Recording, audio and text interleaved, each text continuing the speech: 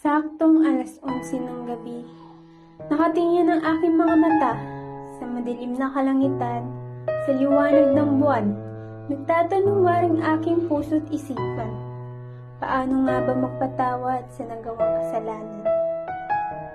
7 letra, isang salita, sobrang napakatalinhaga, ngunit kailangan binibigay sa tama, sa taong nararapat na patawarin sa kanyang pagkakasala.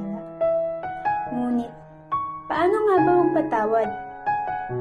Alam mo, matuto tayong magpatawad, hindi dahil sa kailangan, kundi deserve ng puso natin ng kapayapaan.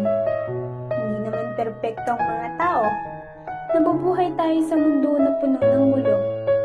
Ang pagpapatawad ay hindi isang utos ng kung sino, kundi isang damdamin na malalaman nating sa sarili.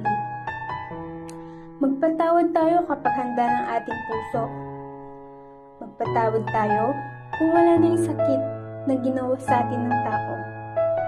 Magpatawad tayo kapag handa na tayo magpatuloy sa panibagong yugto ng buhay natin. Minsan, hindi maganda magtanim ng galit dahil alam natin na lalasunin lamang demonyo ang ating isip.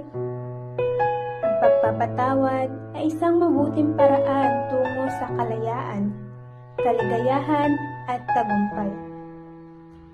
Sa mundong ibabaw, lahat ng pagkakasala ay may tanging aral na matututunan. Magpatawad sa sakit na dulot ng nakaraan, matutong lumaban at harapin ang panibagong hamon ng buhay. Alam natin mahirap magpatawad. Mahirap dahil sobrang sakit ng nangyari. Pero pagbuo ka na ulit, magpatawad ka na. Palayain mo na yung sarili mo sa sakit. Deserve natin sumaya. Sabi nga ng aral sa Biblia, sapagkat ang nagmamataas ay siyang ibababa, at ang nagpapakumbaba ay siyang itataas.